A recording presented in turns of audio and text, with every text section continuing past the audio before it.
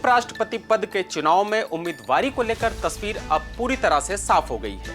विपक्षी दलों यानी इंडिया ब्लॉक ने आज जस्टिस सुदर्शन रेड्डी के नाम की घोषणा कर दी। The opposition parties have nominated Shri B. Sudarshan Reddy Garu as their joint candidate since he reflects fully and values that saved our country's freedom movement. इससे पहले एनडीए सीपी राधाकृष्णन के नाम की घोषणा कर चुकी है। इन नामों की घोषणा के साथ ही इतना तय हो गया है कि अगला उपराष्ट्रपति दक्षिण भारत से ही होगा।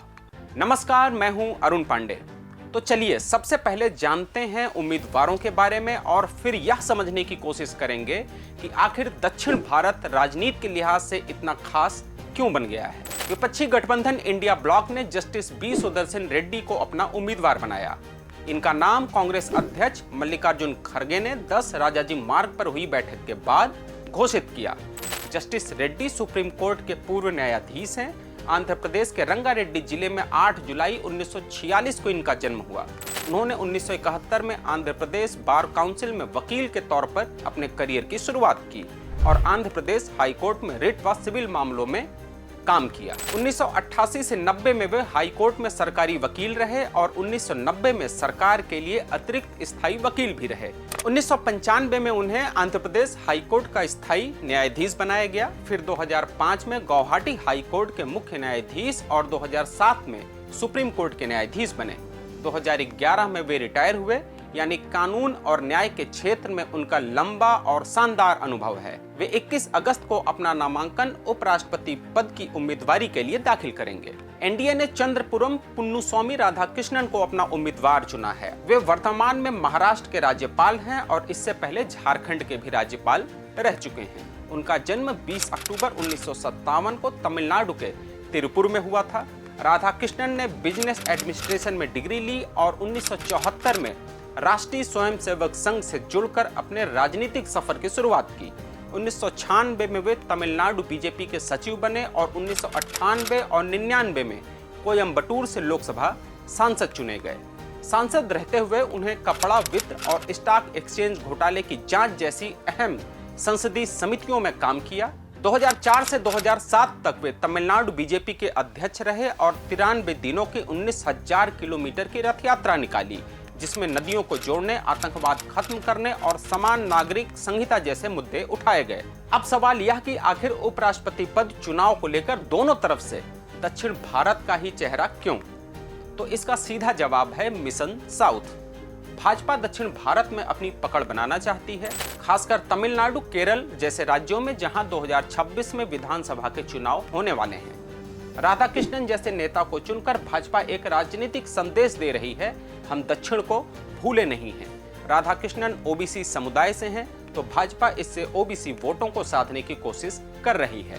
भाजपा अध्यक्ष जेपी नड्डा तो यह भी कह चुके थे कि वे सभी दलों से बात करेंगे ताकि चुनाव निर्विरोध हो जाए, लेकिन विपक्षी इंडिया ब्लॉक ने अपनी तरफ से उम्मीदवार देकर यह साबित कर दिया कि अगले उपराष्ट्रपति पद का चयन चुनाव से ही होगा। दरअसल इंडिया ब्लॉक यह बताना चाहता था कि दक्षिण भारत में वह किसी भी कीमत पर गिव अप करने के मूड में नहीं है।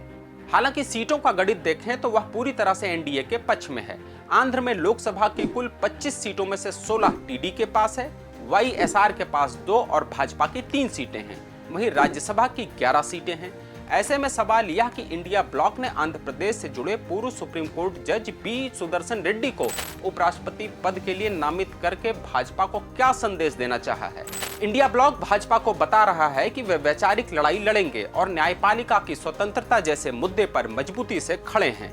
चूंकि आंध्र प्रदेश में एनडीए की सरकार है और वाईएसआर सीपी भी एनडीए उम्मीदवार को समर्थन दे रही है, इंडिया ब्लॉक ने आंध्र से उम्मीदवार चुनकर वहां के लोगों और विपक्षी दलों को साफ संदेश दिया है कि वे एनडीए के दबाव में नहीं झुकेंगे। साथ ही इसे एक मनोवैज्ञानिक दबाव के रूप में भी देखा जा रहा है कि आंध्र में संख्या बल न होने के बाद भी उनके बीच से इंडिया ब्लॉक ने उम्मीदवार चुना है। इंडिया ब्लॉक का संदेश है कि वह क्षेत्रीय राजनीति में भी सक्रिय है और भाजपा को हर स्तर पर चुनौती देगी। अब बात वोटों के गणित की। उपराष्ट्रपति चुनाव के लिए कुल 782 सांसद वोट डालेंगे, 542 लोकसभा से और 240 राज्यसभा से। जीत के लिए चाहिए कम से कम 392 वोट। अगर पहली गिनती में कोई नहीं जीता तो कम वोट वाले उम्मीदवार के वोट दूसरी पसंद पर शिफ्ट हो जाते हैं। एनडीए के उम्मीदवार राधाकृष्णन की जीत की संभावना क्यों ज्यादा है? क्योंकि एनडीए के पास 427 वोट हैं, लोकसभा में 293, राज्यसभा में 134। ये बहुमत के आंकड़े 392 से कहीं ज्यादा है। विपक्षी यानी इंडिया ब्लॉक के पास सिर्फ 355 वोट हैं, लोकसभा में 249 और राज्यसभा में 106। फिलहाल इस संख्या बल के हिसाब से देखा जाए तो एनडीए के उम्मीदवार की जीत की संभावना अधिक है, लेकिन राजनीति में ट्विस्ट आते रहते हैं। अब आगे क्या होगा या वोटिंग के बाद ही पता चलेगा। आप इस मामले पर क्या सोचते हैं, हमें कमेंट में जरूर बताएं। हमारे चैनल को लाइक करें, शेयर करें और सब्सक्राइब करें। शुक्रिया।